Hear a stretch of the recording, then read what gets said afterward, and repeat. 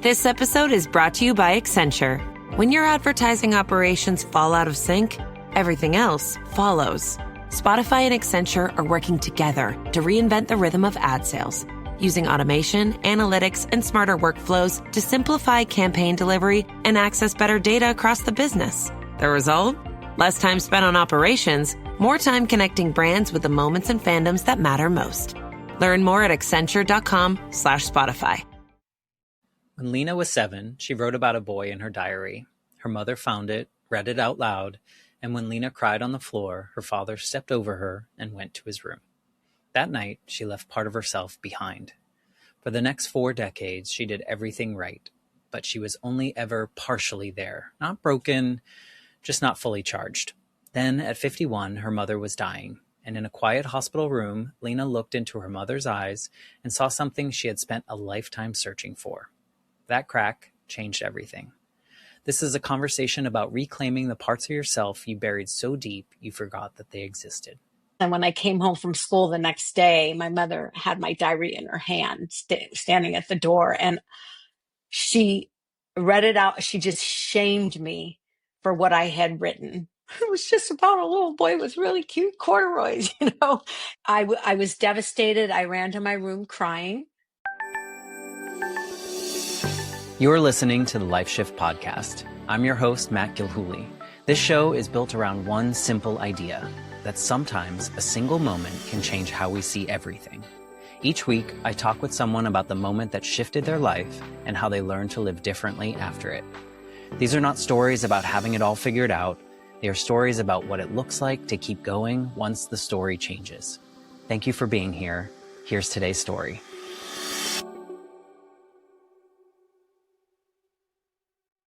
Hello, everyone. Welcome to the Life Shift Podcast. I am here with Lena. Hello, Lena.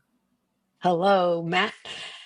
Thank you for wanting to be a part of the Life Shift Podcast. It is a journey that I never could have imagined for myself, and I am so glad to be able to do it and have these conversations with people like yourself. Thank you. I appreciate it. So before we get into your story, which I know that, you probably have many life shift moments in your life, but we're going to kind of center today's conversation around one. But before we get into that, could you tell us who Lena is in 2026? Like, how do you show up in the world? How do you identify these days? I'm Lena. I'm a mature, retired woman, and I'm showing up as a real whole person who has had a whole lot of healing going on. And I feel for the first time in my life, really this past year since I published my memoir, and I was so terrified of doing that. For the first time, I feel like I don't have this layer of film around me. Just being in the moment, being present, being a lot more honest and not so afraid to speak up. So that's who I am right now. Yeah, shedding the mask at 68 years old. I'm like, I arrived. Yeah, at least you got there, right? I think there's a lot of people that hope they will get there someday. And I think by leading by example and putting it in your book and putting it out in the world and healing and showing up on podcasts, I think you're probably making an example, whether you know it or not, with people. Yeah, it feels really good.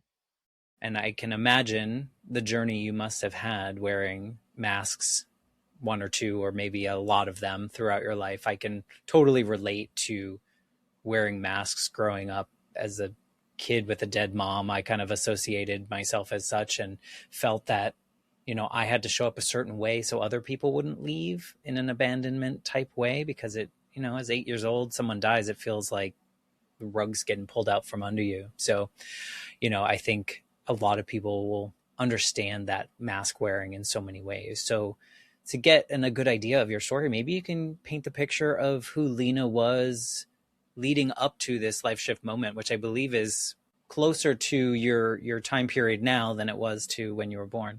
Yeah. Actually, the life shift that started the whole shattering of the mirror was really when my mom was on her deathbed. I was 51 and she was 76, and I can go more into that. But that moment. Can you paint the before we even tell us about that moment? Yeah. So the before is, first of all, I have had a photographic memory that wasn't just visuals. It was auditory and feelings. I could remember down to when my sister was born. She's 18 months older than me. So I remember down to 18 months. And I remember that day. Like wasn't my mom that picked me out of the crib, it was my grandmother. And I was scared. A stranger. Oh, who's this? I remember that. So my memories as kind of in the toddler phase, I'd say 2, 3, or 4 was, ooh, everything's so fun and exciting. That's my memory of it. And my mom had 4 girls in 5 years. When I look back on it now as an adult, I see it actually wasn't, even though the little girl in me thought it was fun. When I look back at it as an adult, my mother was relentlessly vacuuming and dusting her house and keeping everything in order. I don't remember my mother ever sitting down and reading us a book or playing a game with us. As she was relentlessly dusting and vacuuming, we all had accidents playing. And so that's my memory of when I was little, but it was this kind of enthusiasm for living Mm-hmm. as a little girl. And I would say I kind of claimed that little girl back in my 60s. Wow. Like, woo, it's good to be here. But somewhere around, I would say when I was 5, 6, started school, my mother, like, I had a diary in second grade and I wrote all about my first crush. And I think I watched Leave It to Beaver and somebody hid their diary under their mattress. So I, got my little diary and wrote my first entry and put it under my mattress. And when I came home from school the next day, my mother had my diary in her hand, standing at the door. And she read it out. She just shamed me for what I had written. It was just about a little boy with really cute corduroys, Right. And anyways, I was devastated. I ran to my room crying and thinking, I can't wait till my father comes home because he'll tell my mom she shouldn't have done that Mm. it's private, my diary. My dad walked in the door and my mom proceeded to read the diary out loud again, this time in front of my 3 sisters. And I just remember sobbing on the floor. My dad stepped over me and went into his room. He had a hard day at the office. So he didn't want to, that story. I remember going to bed and having a distinct feeling that I still remember of giving up, that there's something wrong with me. There's something wrong with my story. There's something wrong with my heart. My heart was broken. And that was, I think, when the first shield started of protecting myself from being shamed or Yeah. hurt.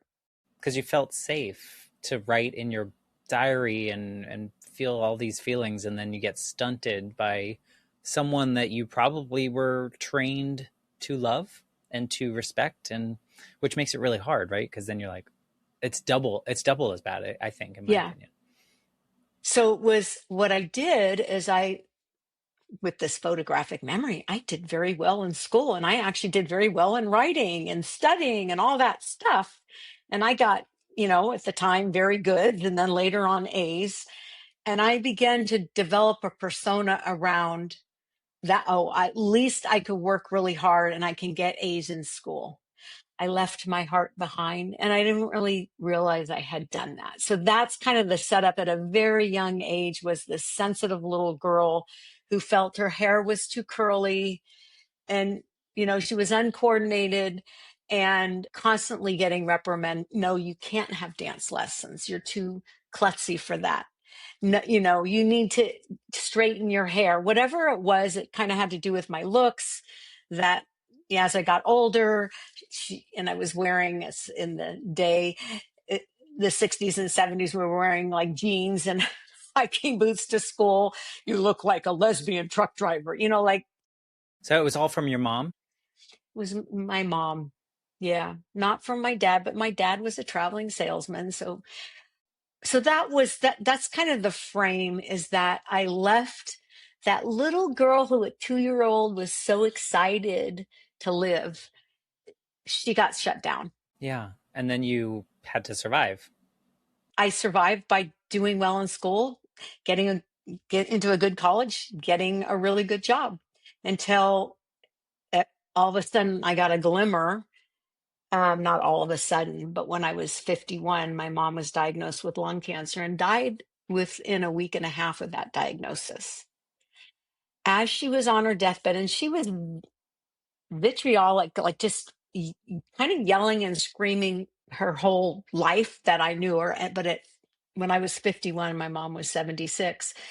Her last couple of days, she was intubated, but she can still communicate with her eyes. And when I went to her side, she couldn't speak, which in a way maybe was a blessing. But with her eyes, it was like, oh, I always thought her eyes were like really dark brown, almost black, and her eyes were more glowing to me. And I felt, what my heart felt, which wasn't used to feeling that, was, "Oh, my mother loves me. Maybe she loves me." I was seeing that from her eyes. And I really, to this day, believe she was making an amends as she was having her awakening on her deathbed. She died a couple of days later. That started me on the path of, ooh, there's something living there in It's like my a heart. crack. What is a crack? And it didn't happen overnight, but it was slowly I started claiming these pieces back. Well, maybe I can dance. Maybe I actually can have curly hair and have a loving relationship. It wasn't overnight, but it was a gradual claiming of the places I had shut down. And I'm very thankful for that. And kind of the last act for me really was reclaiming that diary and having the courage. I was just going to do it for myself to write my story. And then started reading it out loud, and, someone encouraged me to publish. And oh my gosh, that was even scarier. And the actual act of writing my story, facing my story, and then, oh my gosh, publishing it, I'm going to get shamed. Oh my gosh, I'm going to get sent to my room for what I wrote. That didn't happen. It was a lot of women saying, oh, me too. I relate to that. And so here I am with my story and feel like I've reclaimed. It was a journey to reclaim my presence, my breath, my wholeness, being who I truly am, even if it makes somebody mad or even if I make a mess. That part of me I feel like is whole when it wasn't before it was shut down, but I didn't really know it was shut down. But I know now. Which makes it sometimes better and sometimes worse because we Yeah. look back on Yeah. those moments and wish. I'm curious though, do you feel that like from, you know, teens to 50 before your mom was sick, do you feel like you lived a partial life that you wanted to? Like, because I think we could listen to this and hear, wow, it was miserable until I was 51, but I don't think that's necessarily true either. It I'm was just so glad different. you brought that up because really there was parts, really deep parts that I had shut down, but I, had a group of girlfriends that I had since seventh grade and college. And I always have kept these relationships. And I can say I was really, that gave me a lot of joy to have friends or be really close to my mom's mom, my grandmother's. So I feel like I was available, just not all the way. So it really impacted my male relationships, how I chose men, because parts of me were shut down. It impacted my singing voice, being afraid to use my full voice. All these things I feel became more whole. It wasn't like, I was completely, checked out, but being able to sing, being able to dance, being able to really be present with somebody, get even closer to my friends, to my sisters, to learn how to be with men in a different way. So I wasn't always feeling like I was a klutz or not pretty enough. All those things, the mirror started to shatter because the reflection was distorted. Yeah. Yeah, I mean, it just sounds like so many people can probably relate to living a good life, but one that is not like fully charged, I guess. Like if I think of like a battery, like it still works and everything, we're still moving down the conveyor belt of life and doing the things that we were taught that we're supposed to do. But at the same time, there was this unlocking, like this piece you didn't even know you could charge or you didn't remember that you could charge. Exactly. Because I had hit it so deeply. Yeah. Did you know, like, did you feel that way though before you get into that? Did you feel that you were missing something? Was it, or was it more of a subconscious? I think it was subconscious at the time because I was so strong in school and so, get being an achiever, doing really well at work, being able to coordinate things. So I got accolades, like I'd host events in my home and things like that. I worked really hard at pleasing other people. Yeah. It's an approval thing. And I was mostly there, but really not all the way. Yeah. Yeah. I mean, if you can't get the approval that you want from your mom as a kid, it kind of snowballs sometimes into this where you're performing maybe somewhat for yourself because it feels good to get that approval, but also like I did the same thing. I just became a perfectionist because I thought people were going to leave. And so on your side, it was you needed people to see that you were good, you were worthy of the applause, you were worthy of the joy and all the things. And I get it. We're such strange beings as humans. I think we just, like Yeah. we make so much of these things. We make so much out of these things that if we had the wherewithal and the knowledge like you have now, like you would have just shed that with like, why am I doing Yeah. these things? Yeah. Exactly. And I will say one more thing that impacted me greatly as well is when I was 2.5, so I was pretty young, and that photographic memory was still working. And my mother, was in the kitchen, which you couldn't see from the family room, but I heard she was on the phone. And my older sister, who was 14 months older than me, on this particular day, and I remember it well, we were playing blocks. And on this day, whatever she wanted, she always used to just take it and I'd give it to her. On this day, I didn't give her my block. I just kept holding, I was 2.5, and I just kept holding it really tight. And she was pulling and pulling and pulling. And she was so mad that the next thing I was flying. I literally was flying. And I still remember the feeling of terror of flying. She had basically, I held on so tight that she hurled me and my block towards the window. And at the very last minute, I sensed the drapes and grabbed onto those drapes. And my next memory is sitting on the floor with my mom putting a towel on my face and telling me, don't let go of the towel. I remember that. And I just remember holding on to the towel and had a little song in my head going, don't let go of the towel, don't let go of the towel. As my mother put me in the car, had my older sister get in the car, start to drive off. I remember she slammed on the brakes and I was still singing that little song. And she ran back in the house to get the baby, my younger sister. And I think I fell asleep and she dropped the two other sisters off at a neighbor's house. And the next memory was a man with a funny blue hat standing over me and said, he told me his name. He says, my name is Dr. So and so. I still remember his name, and said that you're going to be okay. And then I guess he put me to sleep.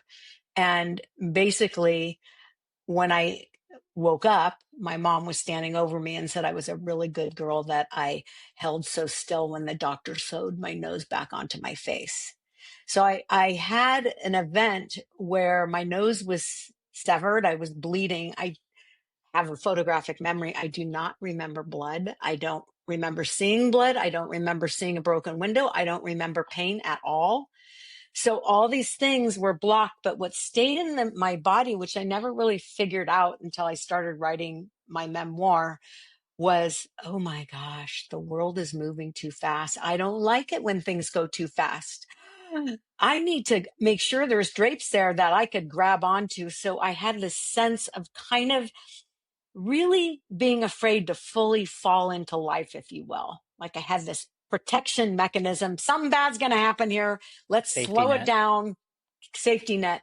And I actually didn't really realize that. And I also, had bloody noses a lot, you know, someone just tapped my nose, I'd get a bloody nose. I had a surgery at 30 and another one just a couple of years ago so I can breathe. I actually, everything kind of collapsed and I now have a cadaver rib. But for the first time in my life, I could breathe fully.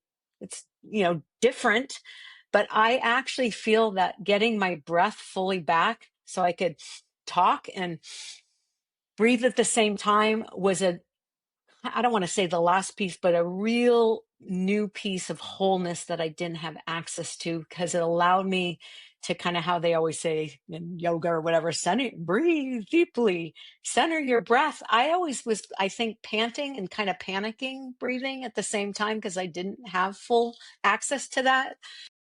That was another huge healing in and itself to get my nose repaired enough so that I can have full breath and stay more grounded in my body. So that's another piece that really helped me be more present with Yeah. people, I wonder you know? if this is a silly question, but I wonder if the fact that you weren't able to breathe fully, you internalized that as you weren't good enough, like you weren't, that perfectionist piece. You couldn't be good at this one because of Yeah. those elements, which I again, mean, I couldn't swim because, oh my gosh, I like putting my face in water was terrifying.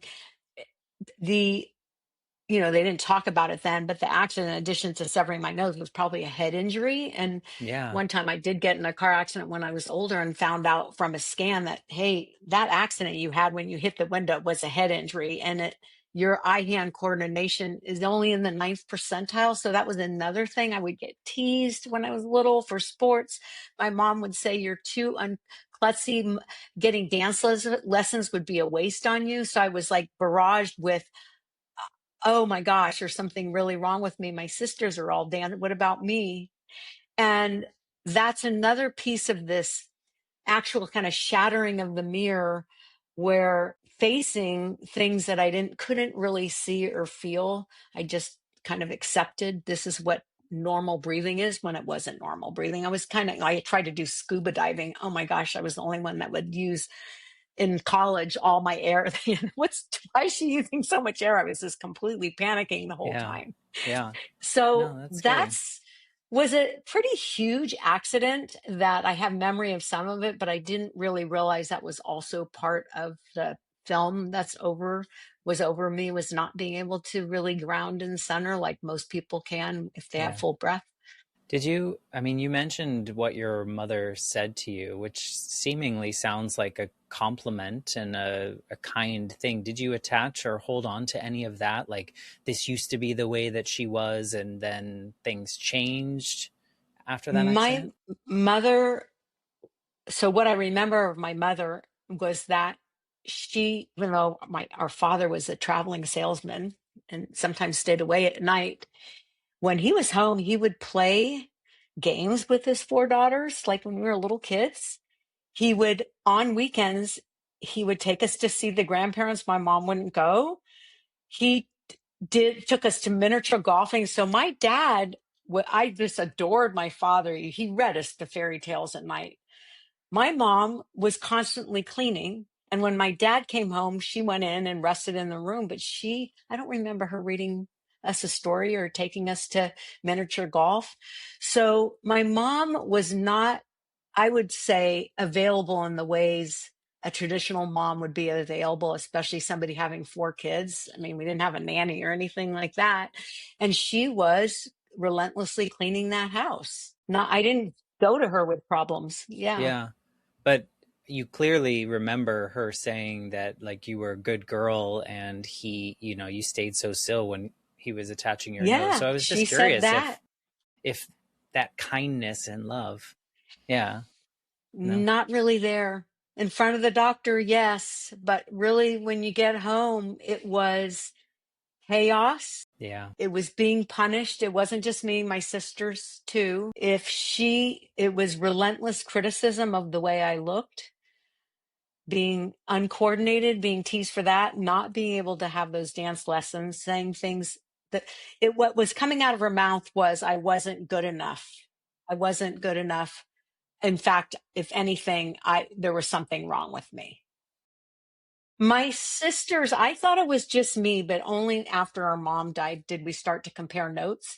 That I thought I was the only one getting criticized, but it turned out she did that behavior when no one else was home except you and her. Like I said, it was just this relentless criticism that was abusive and hitting and pulling hair and all the things that went with it. And we all kind of, I went to college. I had a sister that ran away and we didn't see her for 30 years. It's all healed. The four girls are still here. My mother passed away and my father passed away 10 years later. I never really had a chance to completely heal with my mom until she was on her deathbed. And it was a momentary look of her eyes where I saw there was a good soul in there. Did you maintain a relationship with her like in your 20s, I had to 30s, 40s? set boundaries Okay. because That's I have healthy. had two kids, and she started what she did to me, she started doing with my daughter. Like starting at 2 years old, I don't know where, comparing, she favored my son and didn't, just this abuse of, she was an only child. I don't know where it came from. Maybe she had an abusive parent somewhere in there. I don't know. I just know that she had four daughters, didn't have any sons, but boy, I saw her doing the same behavior to my daughter when my daughter was really young that she did to me. Yeah, I mean that's intense too, and I'm sure doing and writing your memoir opened up a lot of things, and as it does for a lot of people. But what was like the I know you said you saw that in her eyes and it cracked something open. Do you recall like the first time where you started to really feel different because you started moving through life differently? Yeah. That moment was the start of an Mm-hmm. awareness that I had been hiding. And I was in high tech, you know, did well in college, master's degree in engineering, did well in high tech. And within a couple of years of my mom dying, it was like I am going to dance. I'm going to do like free form dance, follow the rhythm. Wow, look at me. I have rhythm. I am going to start singing, even though I was completely off key. I learned instead of just to hide my voice. And then I started experiencing, you know, what it felt like to be in a relationship with a man and have a truly loving relationship, like from my heart. And I could blame it maybe some of the choices of men I made wasn't that great. I don't know, but I really wasn't fully available, but I didn't realize it. So I think after my mom died started me on a path of reclaiming not only myself but the feminine inside of me instead of hiding it, embracing my hair. This is my curly hair instead of trying to straighten it or cut it off. All the things that I got shamed for, I claimed back one at a time. It Yeah. wasn't overnight, No. and I became a lot more brave and also a lot more kind. Like, instead, oh, somebody's not serving my coffee fast enough, now it's like real eye contact, having a real kind exchange with somebody that's not fake, but because I'm really present and thanking them Right. for the coffee Before it was more with, like checking the box. yeah, yeah, exactly. Yeah.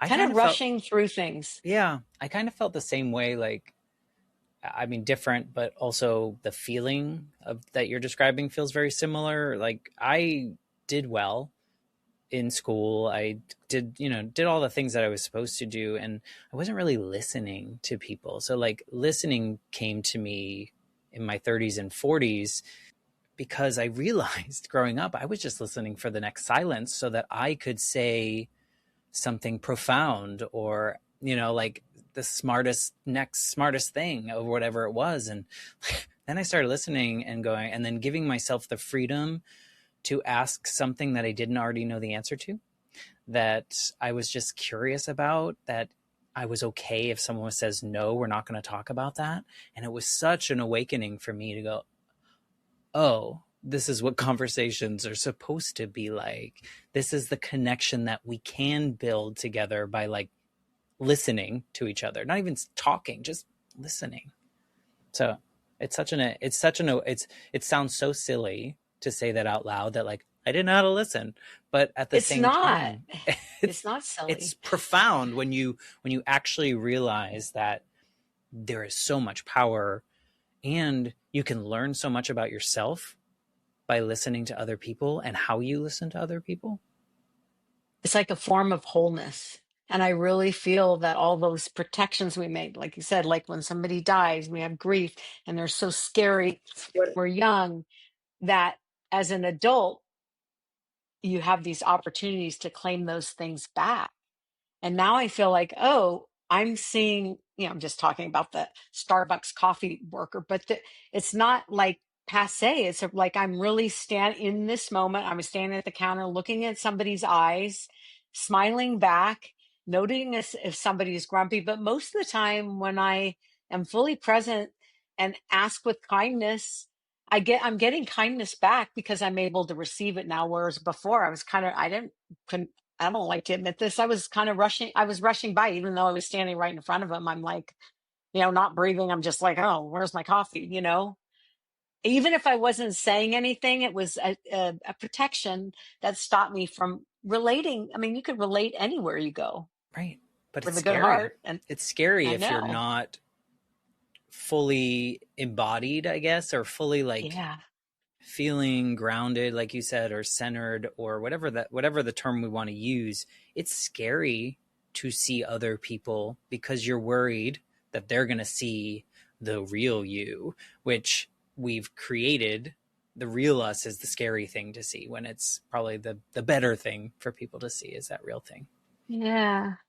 I mean, this conversation is opening up so much in me because there's so many things that kind of run together into, it's hard to describe. It's like my mother saying dance and music lessons would be a waste on me, where because I was shut down from the accident and just the way I was parented, I didn't have a full voice. I used my words, I got A's in school, but it really wasn't full of, and it wasn't until recently, because I started singing about 10 years ago and I was always off key and I kept trying to use my head to memorize the words. And I finally only got in the last couple of years, oh my gosh, singing is also kind of an attunement.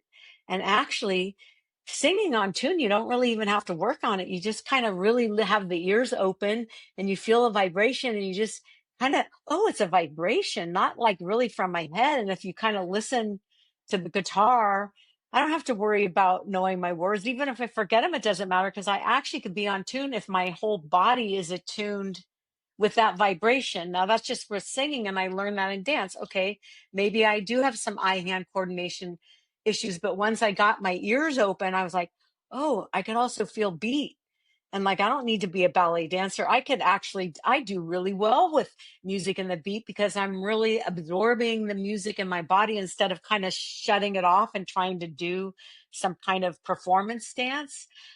I mean, it sounds minor, but when I think about it now, it's like huge because it's coming towards wholeness, full breathing, full voice.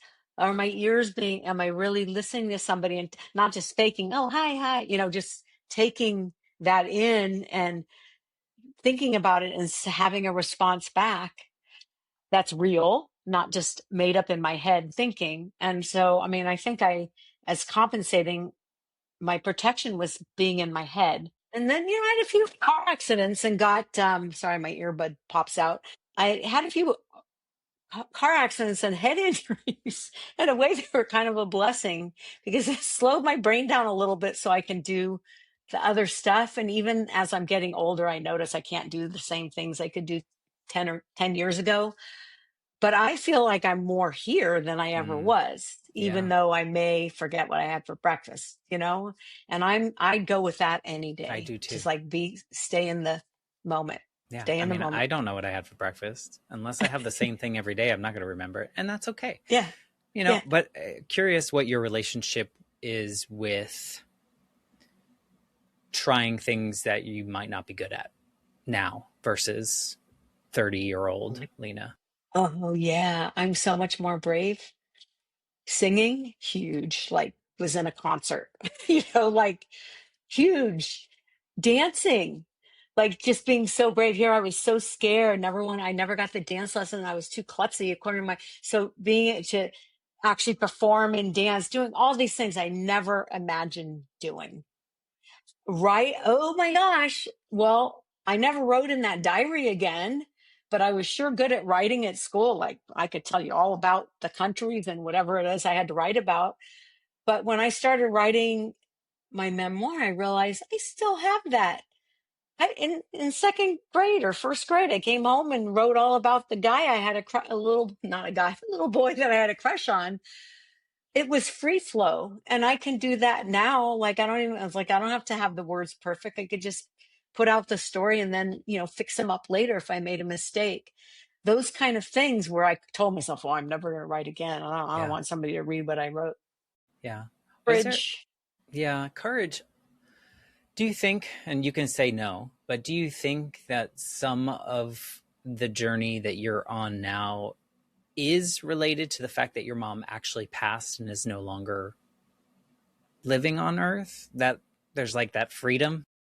Yes, I was carrying a lot of like bitterness because it's hard to be around my mom because she usually something would come out, and she started kind of doing the same thing to her my children, especially my daughter. So there was something with her about she was an only child about women are competitive, and she had four girls. I'm not really sure where that was about with my mother. I don't think she ever really got the help that she Right. needed. Like now we have Generational counselors. too. Yeah, it's generational. Yeah, grew up in she was born in 1932, grew up in the Depression and World War II. And I, they didn't have counseling. Right. No, I mean, even I look at the differences between my father and myself.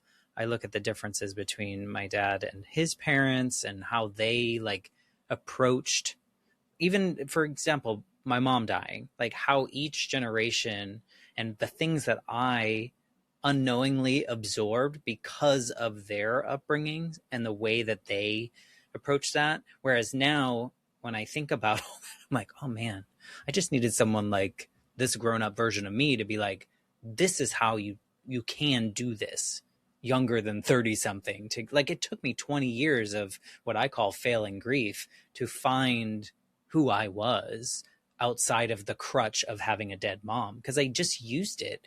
Like I learned to use that either as a crutch to get, to explain something away, or a crutch to diminish who I was by saying, oh, I only got that because my mom is dead, or that happened to me because my mom is dead. So it was very much like it took 20 years. And I'm like, if I could have had the wherewithal, or at least met someone that was living Yeah. in, in a later time period, I would have approached Or it differently. different, like, yeah, different parent, Yeah.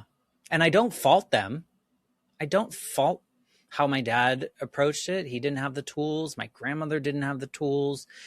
And so we were all doing the best we knew how. And as sad as it might be to say this out loud, your mom might have been doing the best she knew how too, to your detriment. But also, like you said, who knows what people I have have a gone lot through. more based on your question, like, did I forgive her? I don't sit there and, oh, my mom, she drove me crazy. And I used to always think, oh, I just, after she died, really, I allow myself to have those memories maybe that I pushed away. I allow myself to have some compassion for what somewhere she was, there was some abuse somewhere, who knows from where, that wasn't talked about. She never went to college and never really worked. She was the stay-at-home mom.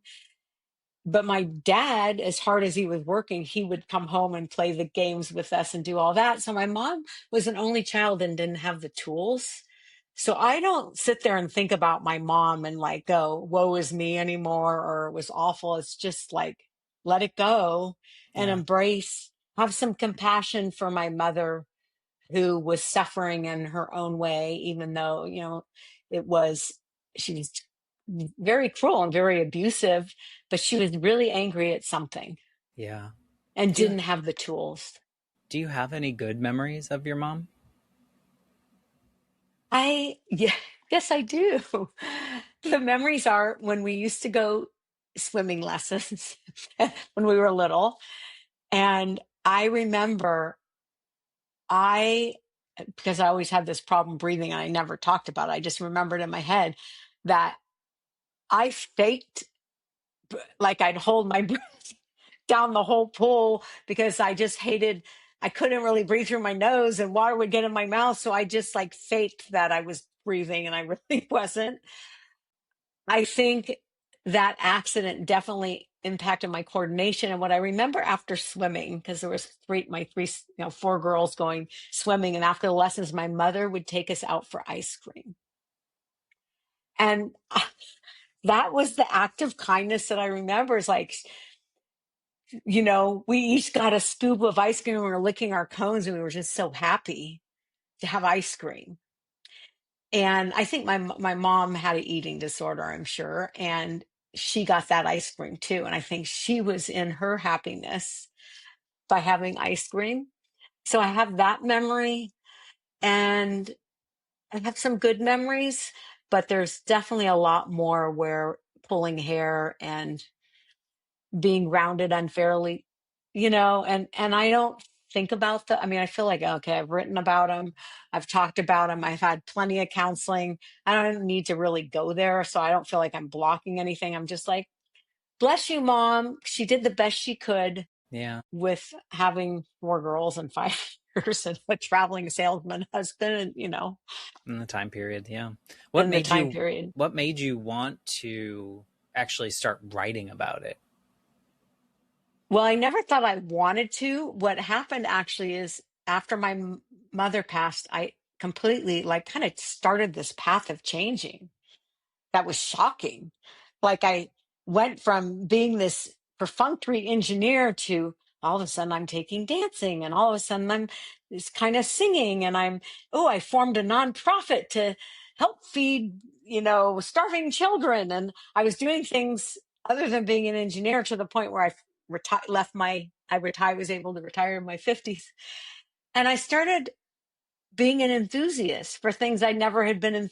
Like I'd go hear music, and it was like my heart and ears were starting to open, and I'd like go up to the musician and say, "Oh my gosh, that's the best cello I've ever heard." She goes, "I saw you in the audience smiling." And then next thing you know, I invited her over to my house to play. So I started sharing the arts Hmm. because I found this new dancing workshops. I was hosting them in my home. Like, who knew? I didn't Yeah. sign, I did that for joy. Again, not making any money. Everything went to the artist. I loved it. And so pretty soon, like the singing person, I started taking singing lessons from her, the dancing person going to the dance class type thing. And the piece was I had a writer that did a writing circle in my home and said, this was the first time I didn't even know what that was. She goes, okay, you can write about anything you want. And if you're stuck, here's some things out of a hat you can pick, and free write 20 minutes. Don't pick up your pen. If you want to, you could read it out loud. And when you read it out loud, she told all the rest of the people, you listen, you listen with big ears, and there's no shaming allowed. And if you want to give feedback, you can say how something made you feel, like, oh, when you read that, I felt really sad, but there's no shaming allowed. Oh my gosh, balm to my. So I free wrote, and it was really easy. I wrote all about working at McDonald's and in high school, and it was a riff. Made it to my memoir. And what I got was the feedback I got was, wow, the way you wrote that and read it, it sounds like we were right there, because that memory, my photographic memory, just like remembered the smell of the onions on those Big Macs, I that started me, and then that led to taking a class with that woman, and slowly but surely, I never thought I'd publish, but it was slowly getting my story out, and that's how it happened. And then that was a 10-year journey of, oh, I'm sick of this, sick of the story, where that's how I faced my trauma. And then reading about it, I got braver and braver, so it wasn't so scary anymore. And then, okay, well, now that I read it out loud, I might as well see what happens when I publish it. So Yeah. there I am. What did it feel like when it was out in the world for you and like you were no longer the only carrier of these stories? What it felt like, because I was scared at first, but when it started to get some traction and would start to get some feedback, mostly from older women in my age group, because they had the same type of parents, was like, oh, me too. Mm-hmm. Not me too, like in the sexual sense that that word is used. It's like, yeah, my mom did that too, or some kind of trauma, which was healing for, like, thank you for writing, being so brave, writing that down. And so I thought I'm doing pretty good. I'm getting really brave until some of the older women who can't see very well, like me, will you make an audio book? Because I like to listen to my audio.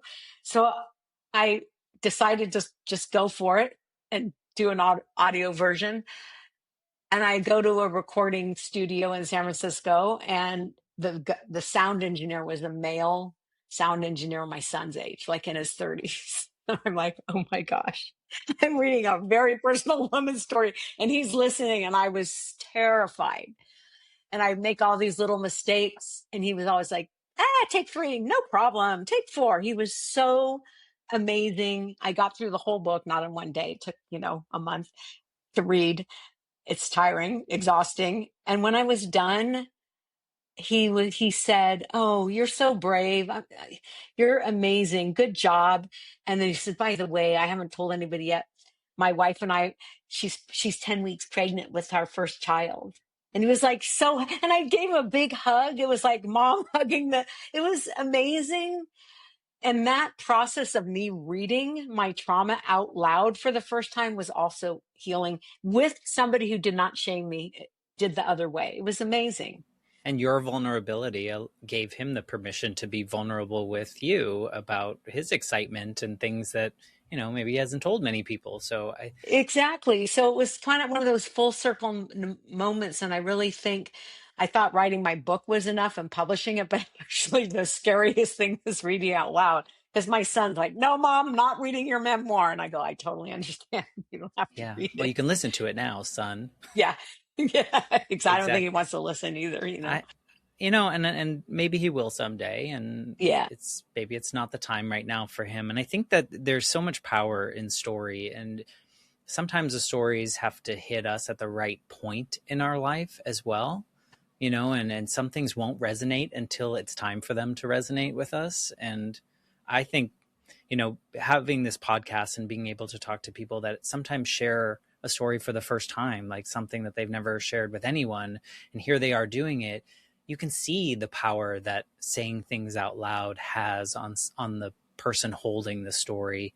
But then you hear from other people on how that story impacted them in different ways. And then me, the lucky person here, gets to hear these stories and see myself, even though the experiences are wildly different, still see myself in all of these other people. And it really just shows the more we can share our story, I think the more we get connected, even if our lives are I wildly different.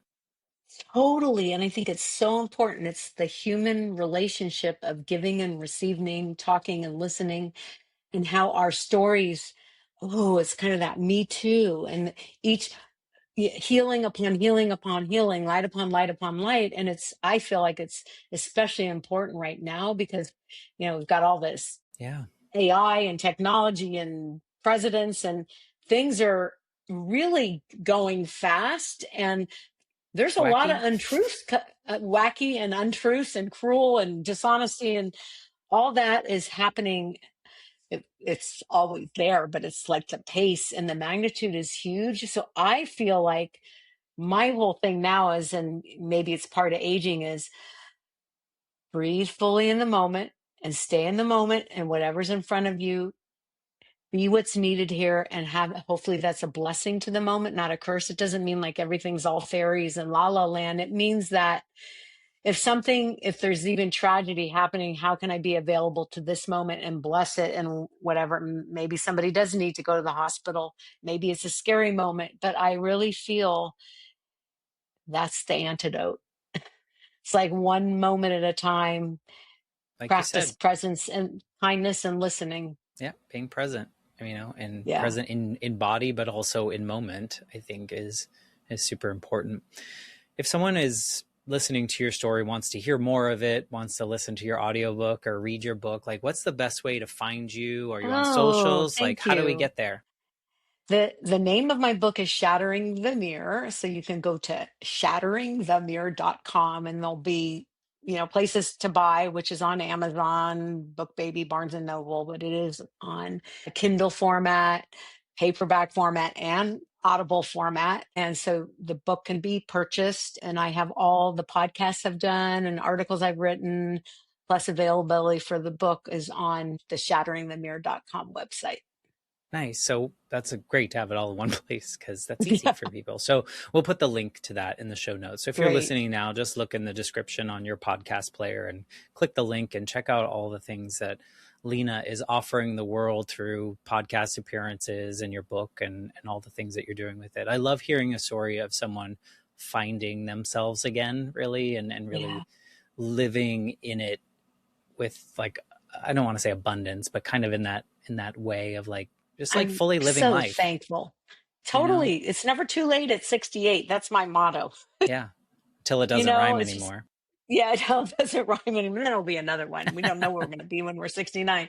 It's just everything's fine at 69. I don't know. There you go. Anyways, yeah, I, the lightness in my being, in my heart, even though my bones feel stiff with aging, I think is priceless.